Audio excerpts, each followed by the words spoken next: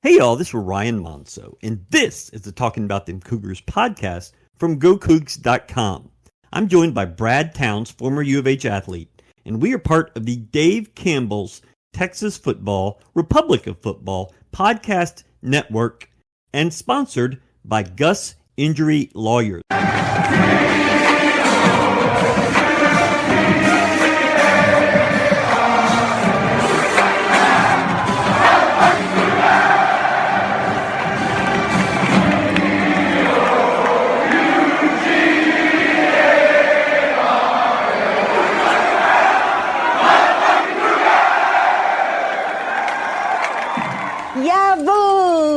I'm Stuart Gus, official personal injury attorney of U of H Athletics. Cougar athletes have to trust their coaches and teammates, whether it's going for it on fourth down, nailing that three-point shot, or trusting your teammate to hit that walk-off home run. If you've been in an accident, big or small, do not go it alone. You can trust Gus to fight for your maximum recovery. Call 866-TRUST-GUS today. TrustGus.com. Principal Office, Houston, Texas. So let's talk about the future. Oh man, it's exciting.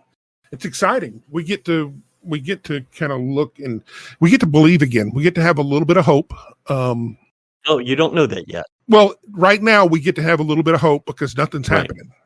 Yeah. I mean, nothing's outwardly happening.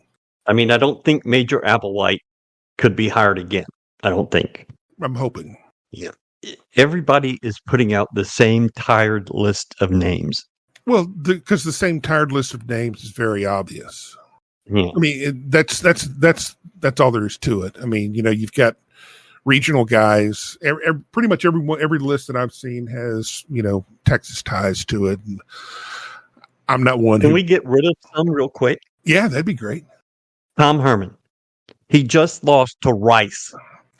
To put Rice bowl eligible. He's not happening. No. That ship has sailed. Ryan, Trademark. Do not short Dana on this. Dana made Rice bowl eligible. I'm going to do something I rarely do. Brad, that's a good point. Tom does not. He does not get that. That's not for him. That's ours. You're right. He got Rice the 6th win. He just sealed it. It. We made them eligible. He was the last guy. That's not happening. No, and I am unabashedly one of the largest Tom Herman fans from his time here. I loved everything that he did here. Even the stuff that people complain about now, I don't give a shit. The minute he's gone, you can't hire him back. As much as you like to think about it, you can't hire him back because it's never the same again. It's never the same. And especially after this amount of time, especially after his experience at Texas, especially after anything that's happened after that. One, you're not getting the same person who has the same motivations, the same drive, and the same motives and the same goal. Well, he has money now, and that changes people. Especially, I mean, no shit, Ryan, but it's completely changed him, just like it did Dana. Yeah.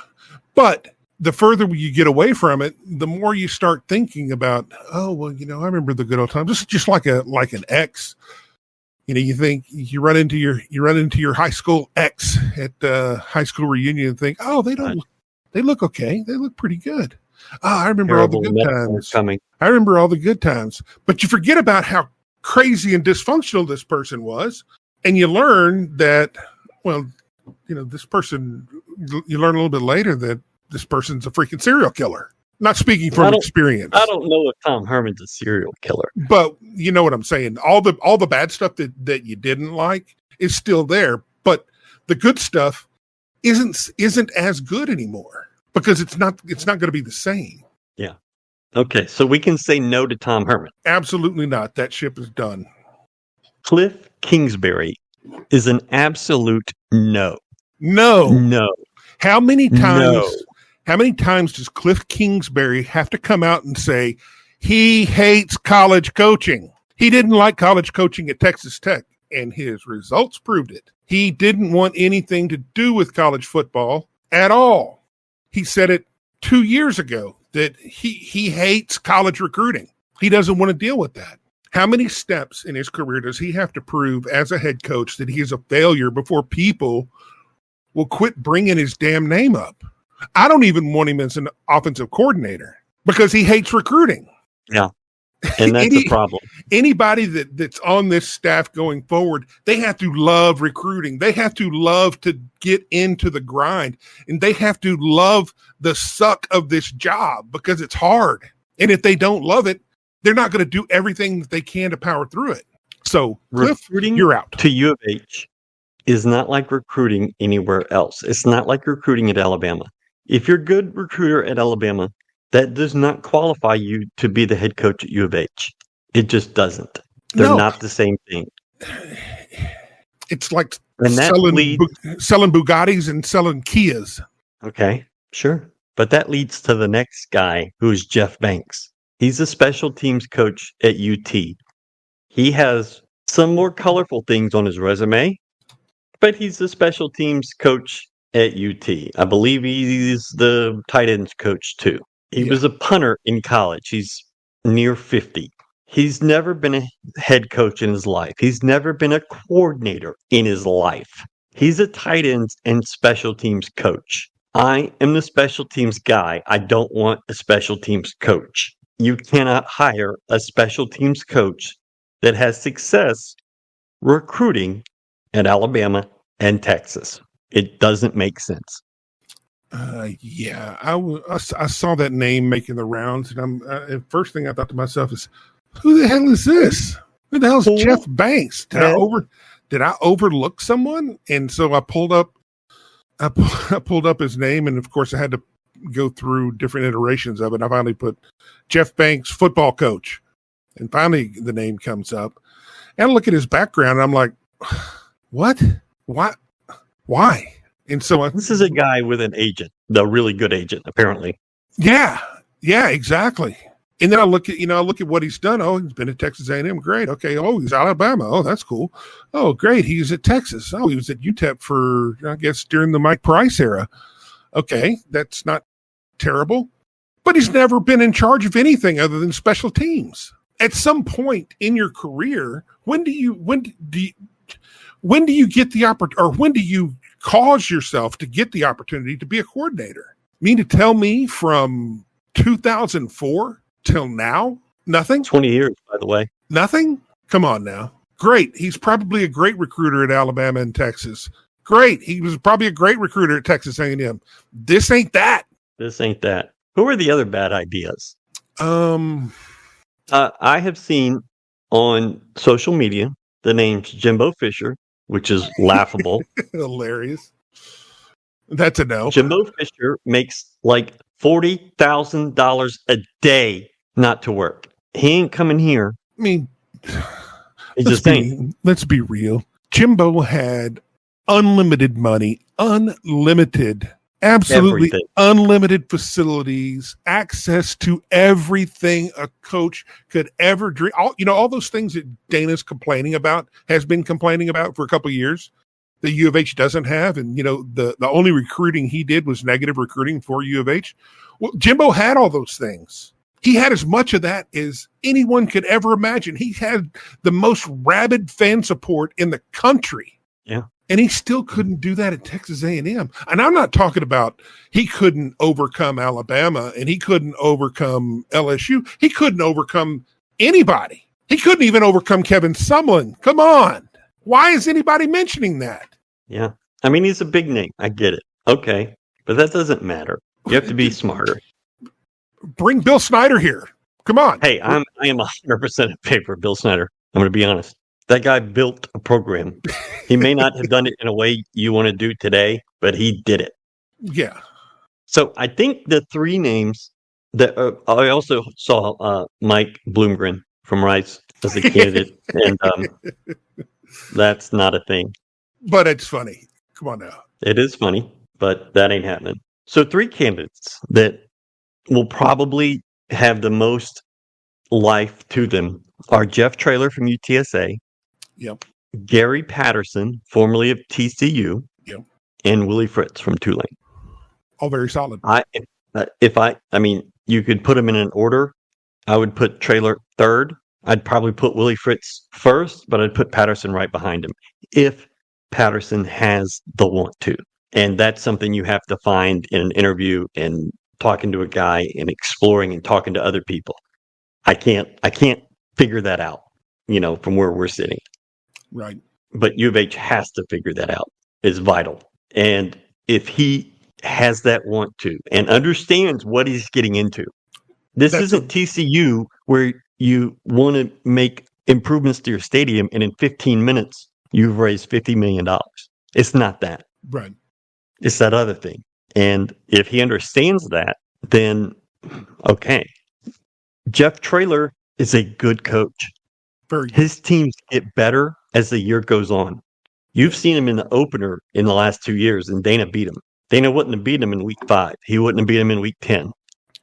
Well, if he would not have beat UTSA this year if it wasn't for Frank Harris's being first game out of a wheelchair. Well, and looked like he had just gotten out of the wheelchair that morning. Right.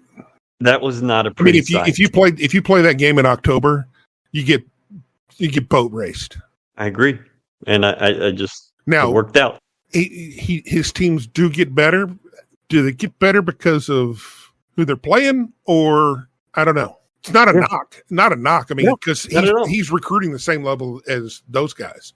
I'm impressed that he was able to step up a little bit more in competition from CUSA to the American. I mean, we know the American. We've been there. He did a really good job this year, and did a really good job without a great Frank Harris, because Frank was down. He was just out of the wheelchair against us, and I think he missed a few weeks later on in the season too. But he held it together and he did a good job. I've got nothing bad to say about Traylor. My only question, my only concern comes back to Frank Harris, and Traylor's been a one quarterback coach.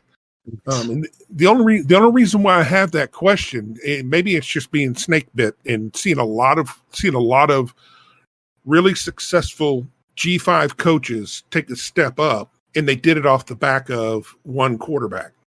Teddy Bridgewater, Greg Ward. Yeah. For those that don't remember, that's Charlie Strong and Tom Herman. But you see that so often because Kevin Sumlin did the same thing. Well, Kevin Sumlin with Case Keenum, yeah. And then got the A&M job and walked into a situation. He walked into Johnny Manziel. Yeah. But he also had a hungry offensive coordinator.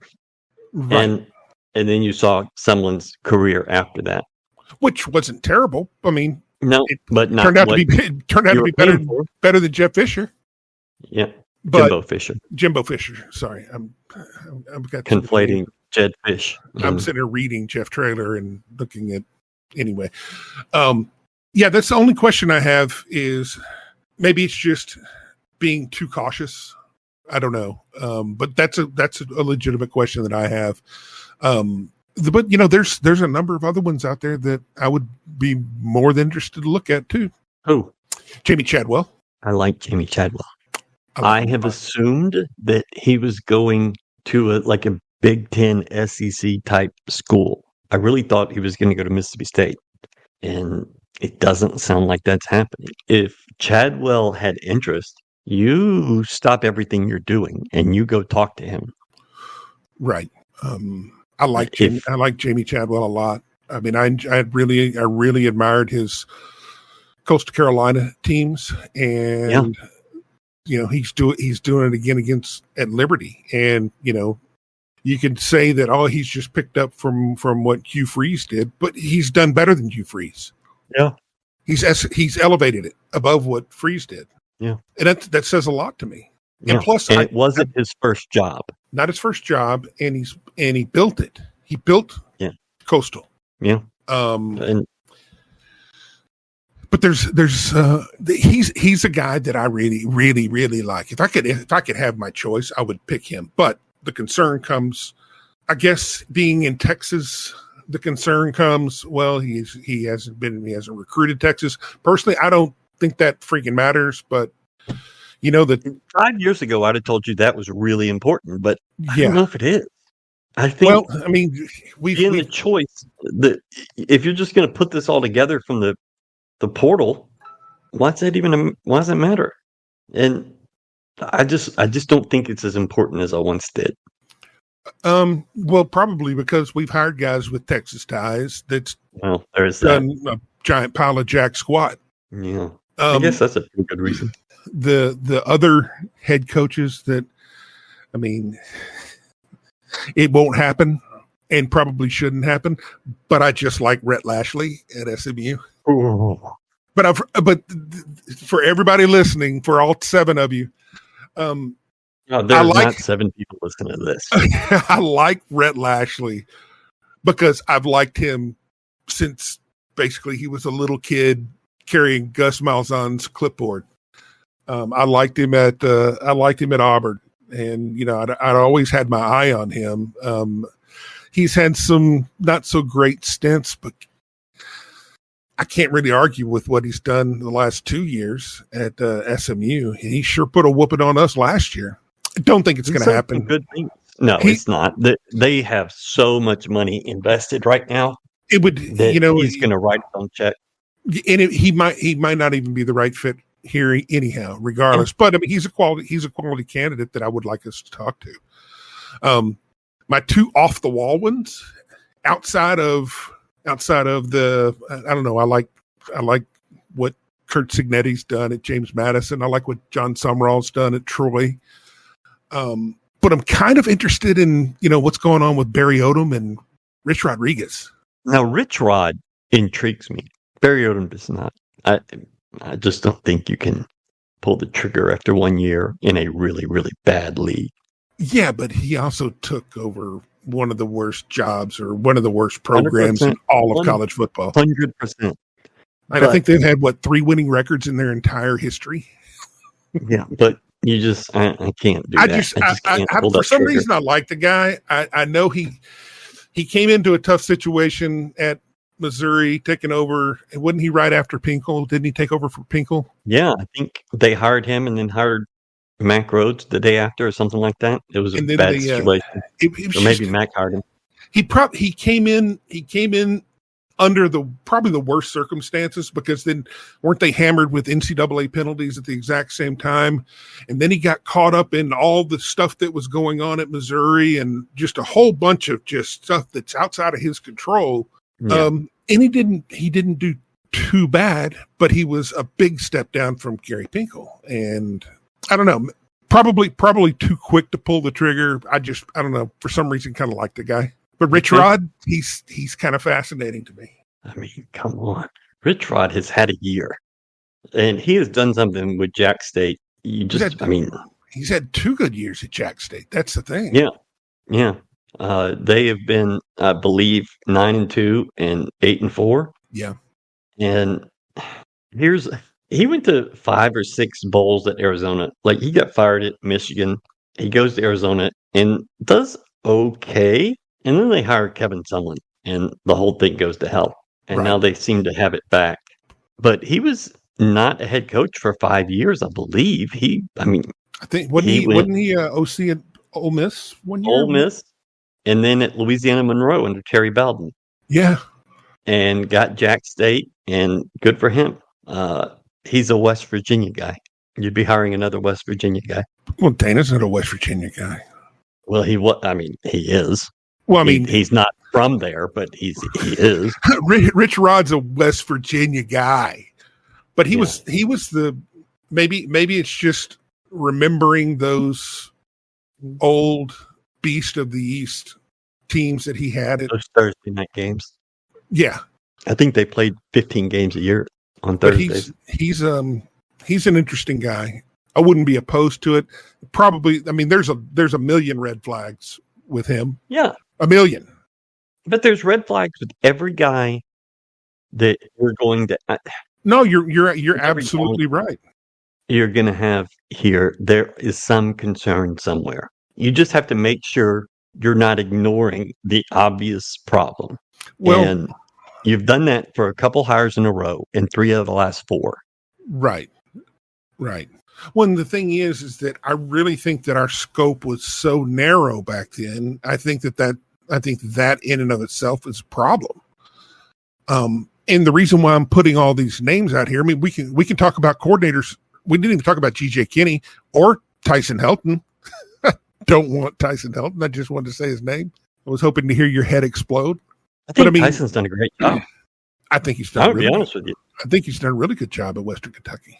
But if you want to get into coordinators, you're looking at Garrett Riley at Clemson. Looking at Kendall Browse. I don't think it'll happen, but I always like Kendall. No, it's not happening. The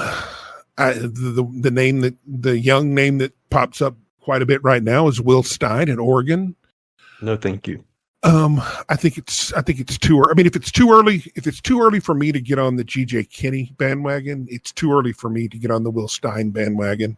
Bing. Brian Hartline at Ohio State.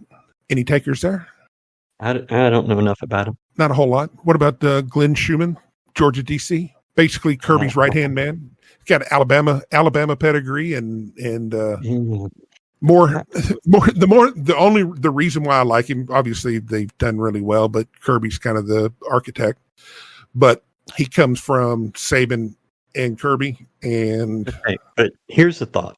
When Tom Herman came here, there was no transfer portal window opening in 8 days. Right. There was no early signing period. So he could go to the playoffs with Ohio State, and it wasn't a big problem. Right. You can't be gone till the middle of January doing something else. You just can't. Correct. And I think it takes all those guys kind of off the board. I don't think you can sit around waiting when. And I said this earlier today on Pod Slam Jamma or whatever, that you don't make the decision because Monday is when the portal opens. You don't make the decision because of that. No. Make the right decision. And if waiting around for 6 weeks is the right decision, well, then you're screwed. You just can't do. Well, no, you're not going to wait. You're not going to wait 6 weeks to make the decision. You're going to make the hire. You're not going to wait 6 weeks for anybody. You're going to make the hire as soon as you got it locked in, right. And then which is fine. Then they make their decision whether they or part of the negotiation is that okay, when are you ready to leave? I think that's way before you offer the job. Well, if you identified that as a person you want to go to, and you've got your list whittled down to a few, then you start talking start dates, and if somebody's start date doesn't fit, then we might have to go to the end of that. Yeah, that's the end of that. You can't wait 6 weeks. You can't tell your fan base next year doesn't matter, even though next year's going to be bad either way. Right. You can't write it off to start. Well, you can't tell the fan base that next year doesn't matter after you told them already that this year doesn't matter. Well, there is that. Well, maybe you can. It worked for this year. But what about Mike Denbrock at LSU? No, thank you. You know more about him. You know more about the LSU program than I do. All I know is I thoroughly enjoyed watching their offense this year. Well, when you have what you would consider a once in a generation talent, although he's been at plenty of places, you just can't say that because of that he's the guy. He has been with Brian Kelly for forever and was with Luke Fickell for a while. Right. And I mean, I remember him from Cincinnati, and I remember him here, and I know he's done. What do you mean here? I mean here at in the region at LSU. Okay, yeah. I mean, he's obviously got something going, right. But I just don't know if this is the spot. Well, I mean, come on, Golden could be our neighbors. We don't need an offensive line, dude. We're playing 7-on-7 in shells next year. I think that could be kind of fun.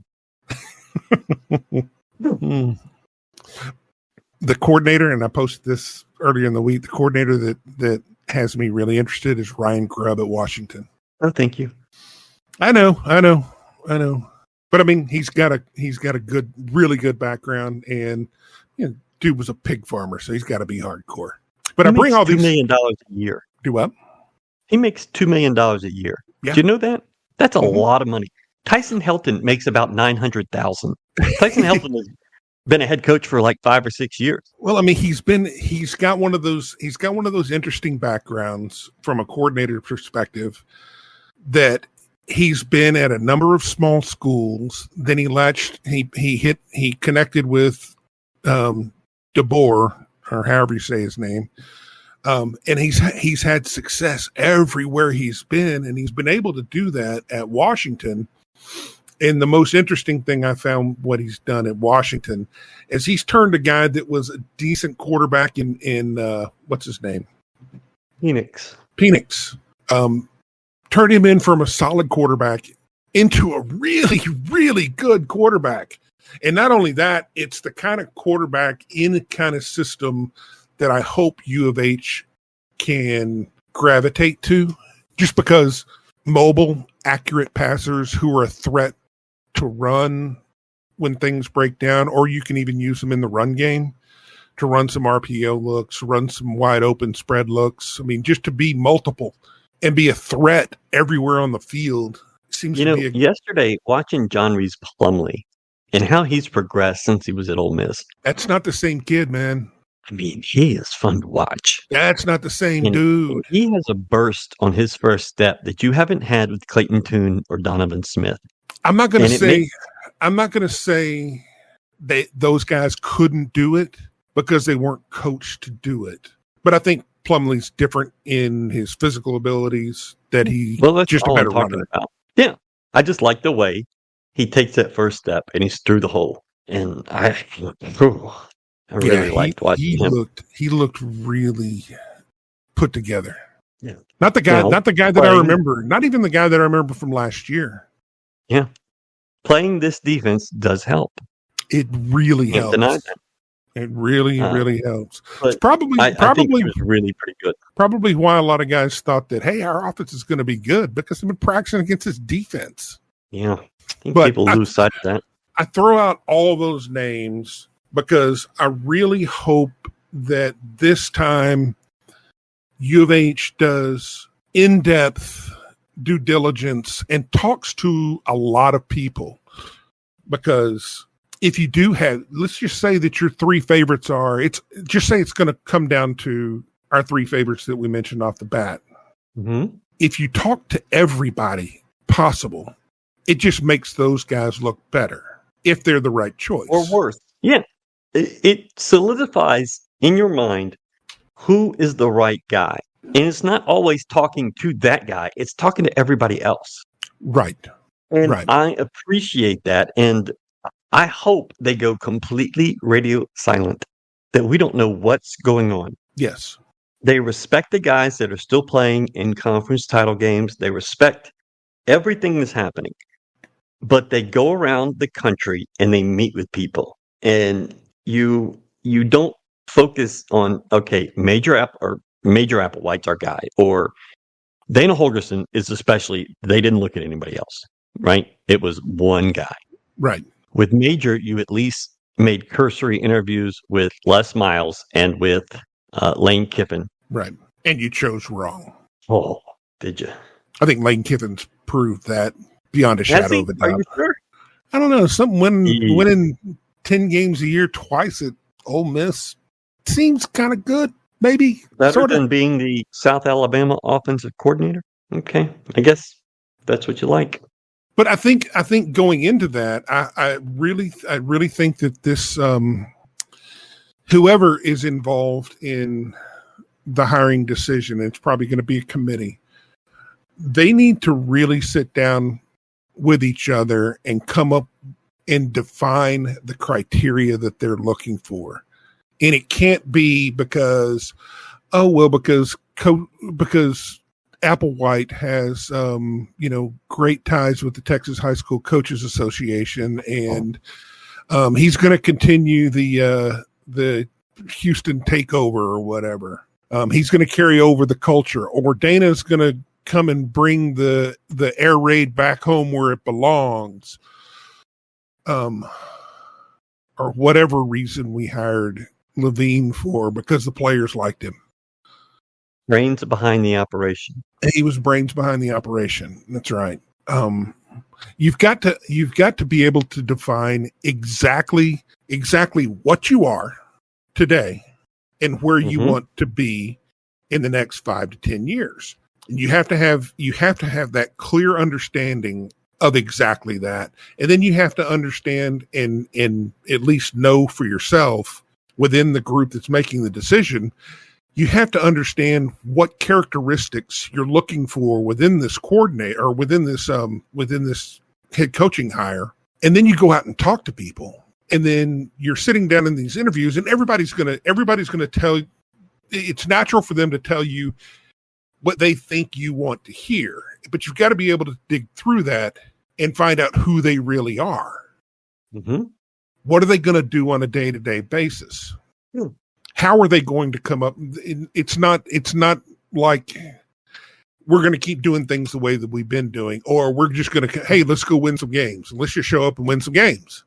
I mean, there's got to be a direct plan of how you go about doing that, and being able to figure that out. I think you have to be open to a lot of different people, because if not, if you're only looking at 2 or 3 people, then you're going to see in them what you want to see, not what they are.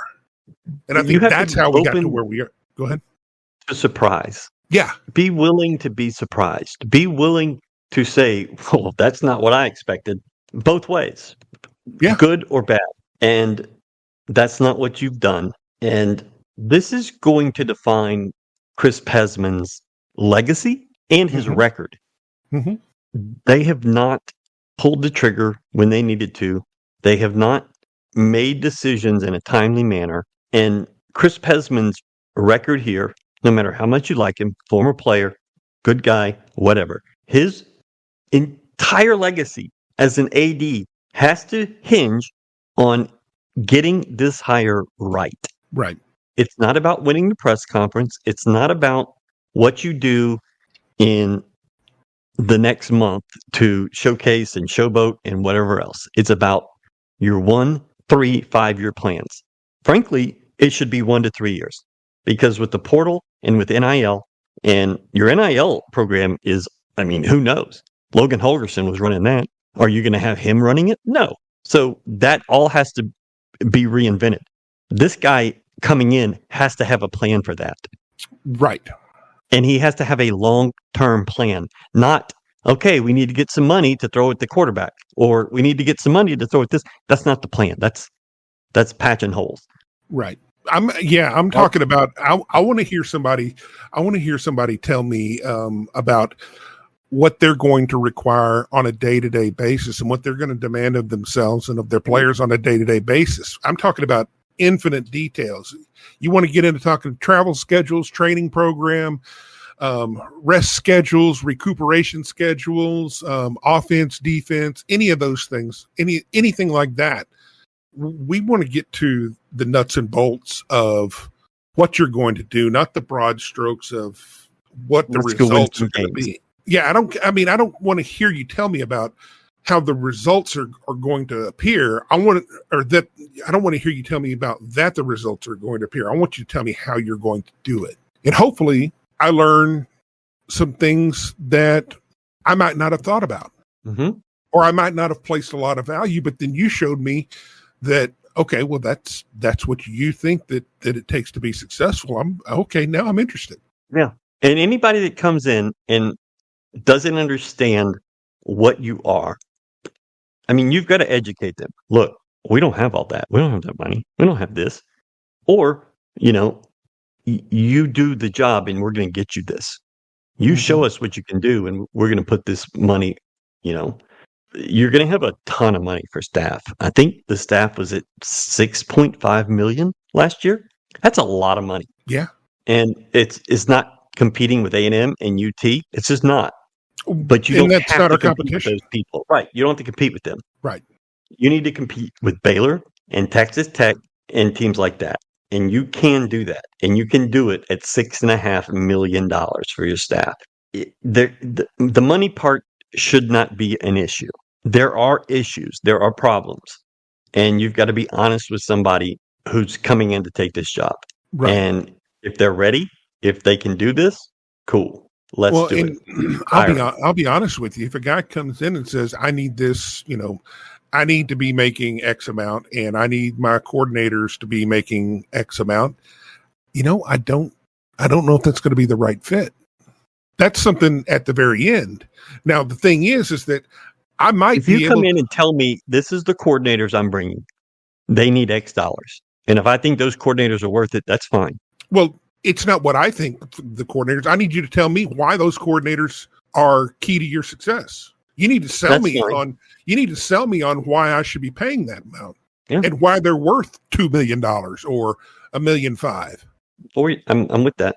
I think that's wise. Because the money, we don't have money until we need money. That's the reality of the situation. Fair.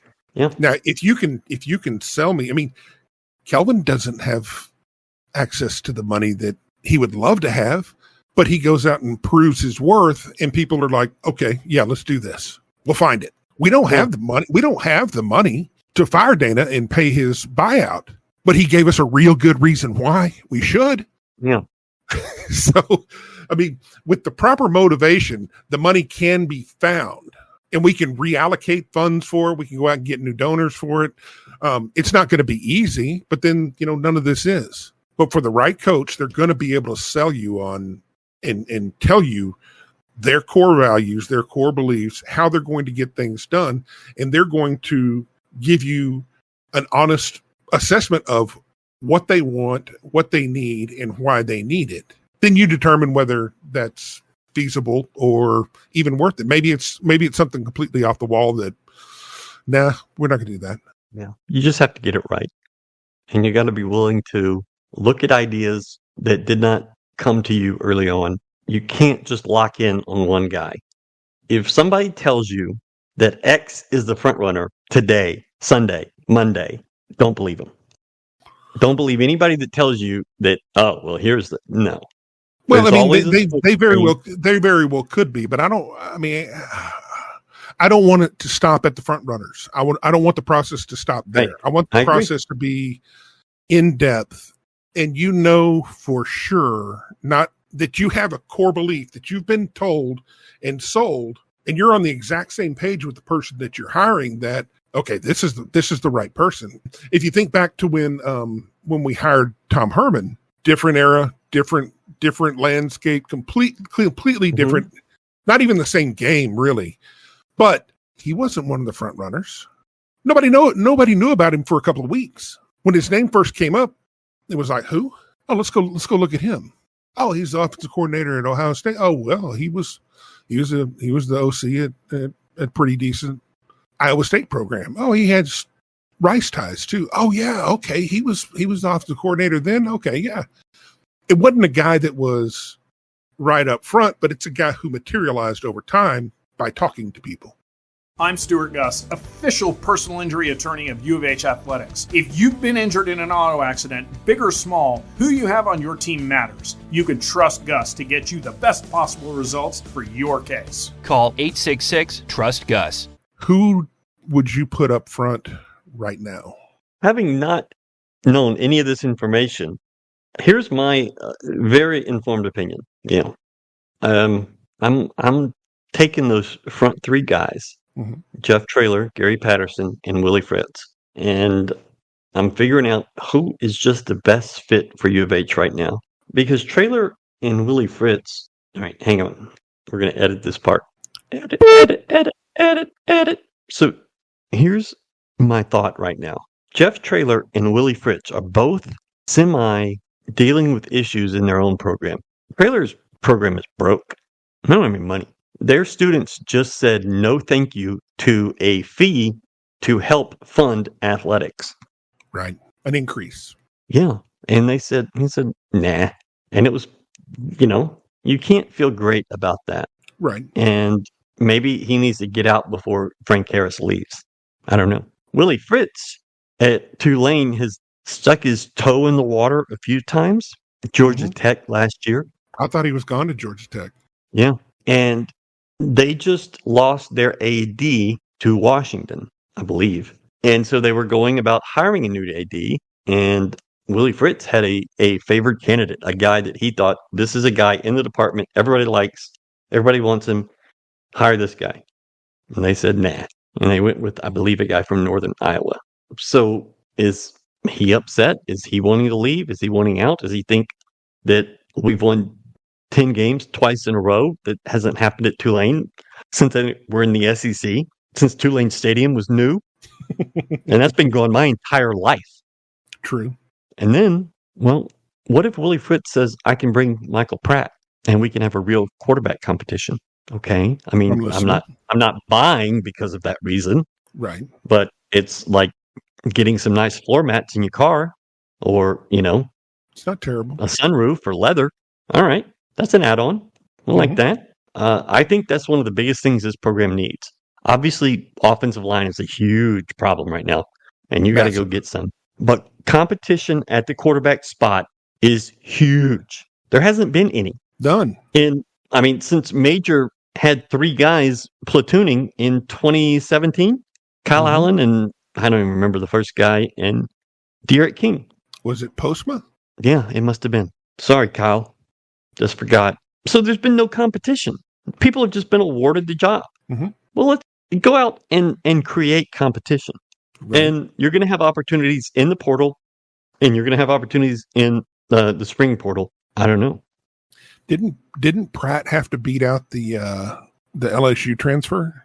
There was an LSU transfer at one point. I don't remember who it was, but I do remember initials or something.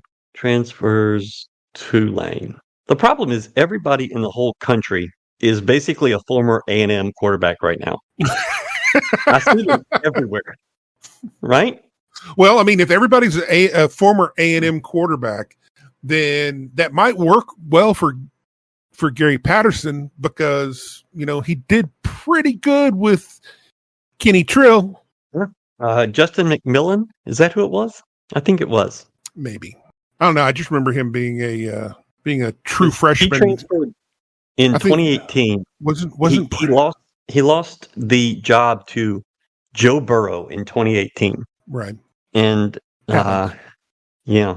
And now Max Johnson's leaving A&M. Haynes King was playing, I think, at Georgia Tech yesterday. Hold on, Max Johnson's leaving A&M now? Yeah, he's transferring as a grad transfer. Okay. That'd be interesting. No, it wouldn't. You don't think so? I mean, if you need another practice body, sure. Well, I don't know. Everything. I'm still trying to wash the stench of the last 5 years off, so my thinking's a little discombobulated. I'm sitting here thinking, well, he wouldn't even be given a shot. It's like, oh, hold on, that guy's not in charge anymore. Accurate. I would be up for whoever the next coach. I'm going to give them as much leeway as I gave Dana in year one whenever he brought in all of his guys that most of them didn't see the field. Yeah. So you like, who were you going with at least here on day one or day 0? I'm not going with anybody. I want somebody who knows how to build a program, who has built a program. That is my requirement. I don't want a coordinator.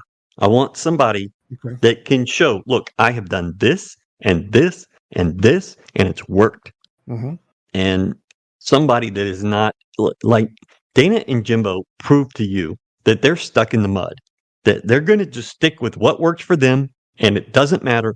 And yesterday, we should have seen this coming. Dana started doing a quick pitch in the first quarter, and I was like, holy crap, what is that? That is awesome. That is so 15 years ago, but it's a wrinkle that we've never seen from him. Yeah.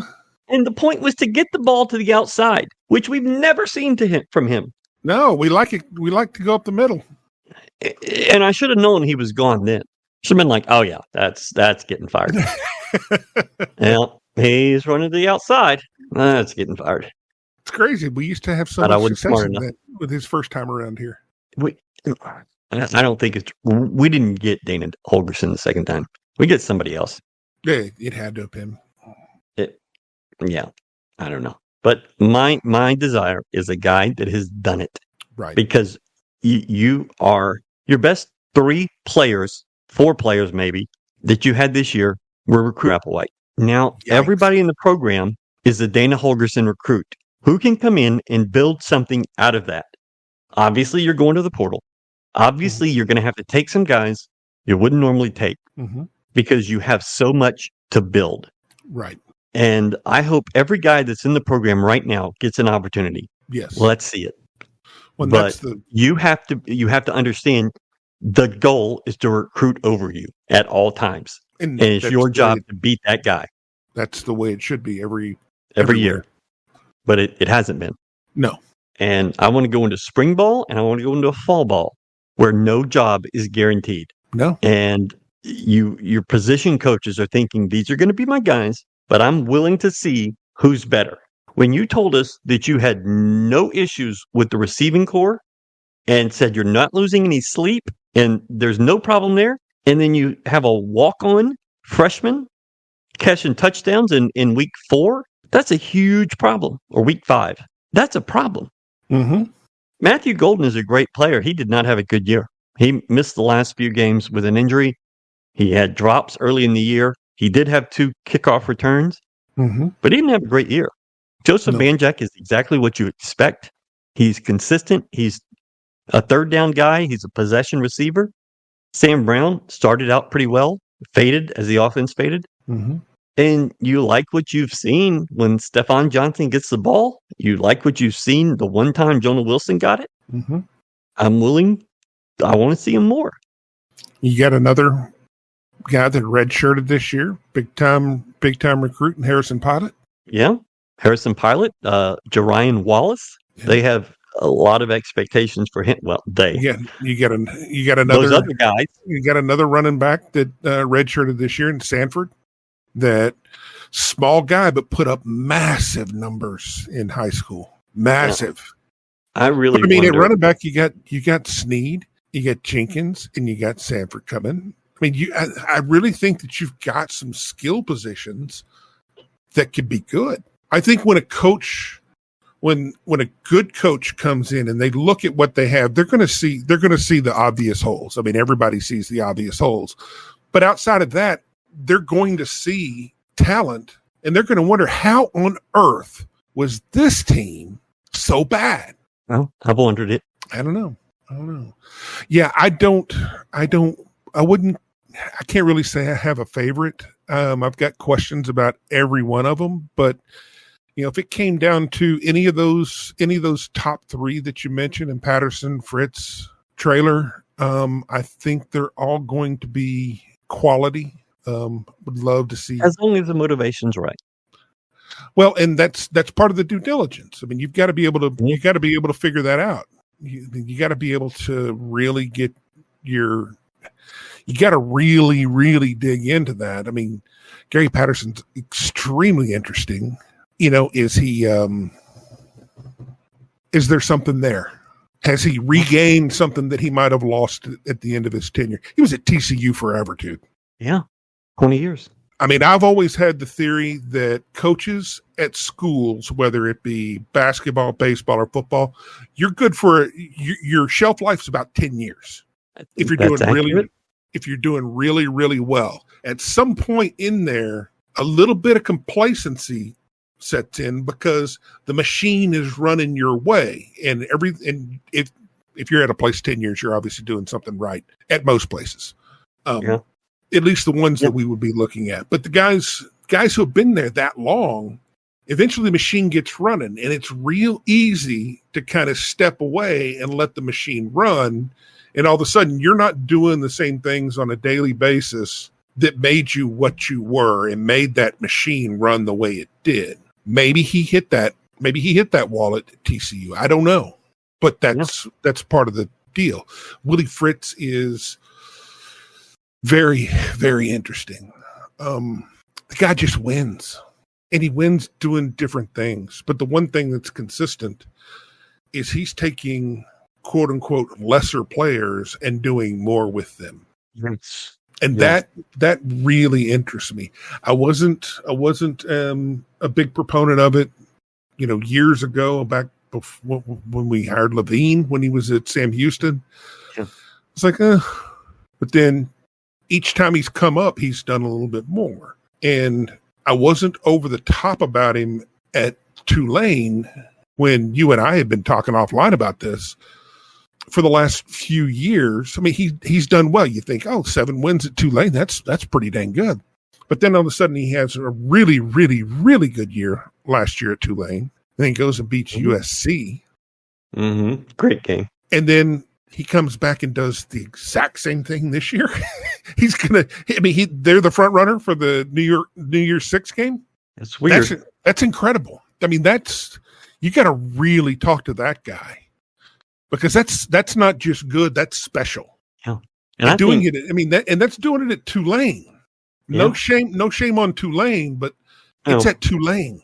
Plenty of shame. But yeah, Tulane. It's not a 1 year Bowden take over the world type scenario. It's sustained growth. It's sustained success. Maybe it's because he just found the right quarterback. Yeah, I mean, you start recruiting, but they're not just good at quarterback. That's the thing, is that they play really good defense, and he's getting allegedly lesser talented players to play above perceived potential. Yeah. And I think that's where coach, and I think Traylor's doing a similar job at UTSA. I mean, all those guys, and this was the characteristic of Gary Patterson going back to when they were just a wrecking ball. They were an unbelievable team when we were playing them back in CUSA and seeing them in the MWC WAC days. They were unbelievable. Hang on, we're back to the WAC? Gary Patterson. Oh, good Lord. I thought I'd gone back in time. Well, what I'm saying is that those are the characteristics that you see out of these three coaches, is that they're able to elevate the talent that they get. They're not sitting around saying, "Man, if I could just get better talent, if I could get these 5 stars." If I could just see dirt moving on the $100 million facility, everything's going to be great. If I could just get this, if I could just get that, if I could do this, I could do that. If y'all could give me more money, y'all could do this. No, they're just going out and doing it. And they're saying, okay, what do I have to work with? Okay, great. I'm going to go out and do that. I'm going to build off of that. So, I mean, pick one of those 3, great. If there's somebody else that pops up, anybody that we mention, anybody that we don't even know of, hey, I'm willing to listen. But I mean, if they're going to be better than those 3, they should be pretty good. What was the Tom Herman quote? This is not a 7-5 culture, Kyle. Yeah. You remember that? Yep. He was right. But the problem is, it's been a 7-5 culture, Kyle. Yes. He said, "You're fucking right. It's not. This is not a 7-5 culture, Kyle." And he said it to a guy named John Solomon, which was funnier. But yeah, you've had a 7-5 culture, a culture where good enough is good enough, and you can't do that anymore. You saw how empty that stadium has been, and you're in the Big 12. You didn't sell out the opener. You didn't sell out the first Big 12 game against TCU. You came close. I don't think the stadium was really full for Texas, but you're really close. But half of those were UT people. And then you saw the crowds in the last 2 home games. Embarrassing, pathetic. Trying to give tickets away to major corporations, and you couldn't give them away. And this is who you are right now. And it has to change. And so whoever you bring in has to have a plan to do that. And, I am open-minded to virtually anybody. I don't think a coordinator is the right way to go, but maybe you can convince me. But I think you have 3 guys at the top of the list currently that could be fine. Pesman has to figure it out, and he has to sell Renew and Tillman on that vision. Yep. And we'll see if he can. Yeah. I mean, one of my favorite quotes coming out of Tom Herman. All you 5 listening by now, I'm not advocating for Tom Herman, but the thing I loved about his mentality at the time is that he basically said that there's a price to pay for a championship. Not financial, but there's a price to pay for a championship. And it's the same price at Alabama, it's the same price at Ohio State. In the order to pay that price, you have to be willing to invest, not invest your money because you can't buy that, but invest from an emotional and a physical standpoint and a commitment standpoint. And said there's prices for 9-win seasons, for 8-win seasons, for 7-win seasons, for 4-win seasons. And you're going to get what you're willing to pay. Again, not from a financial perspective, but from a commitment and talking to the players and talking financial to perspective coaches. is a 30-second transfer of money. Right. What you're talking about is years.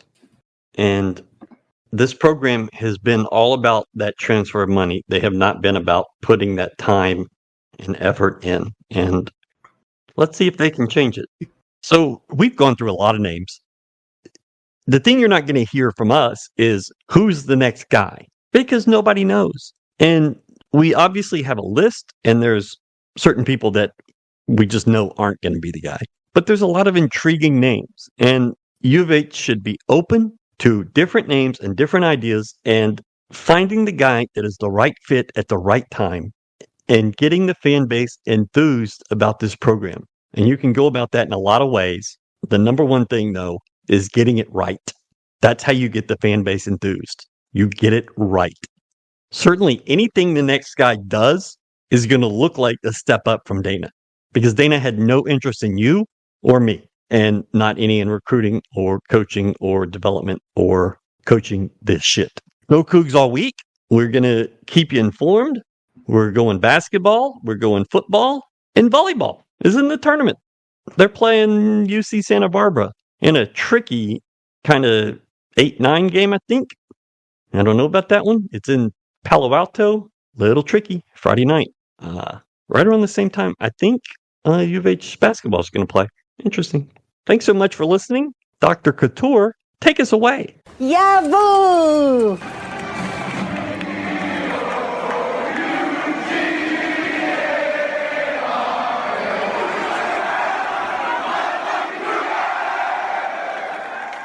I'm Stuart Gus, official personal injury attorney of U of H Athletics. As you know, a great quarterback wins championships. If you've been injured in an auto accident, big or small, you can trust Gus to quarterback your case. Call 866-TRUST-GUS today. Principal office, Houston, Texas.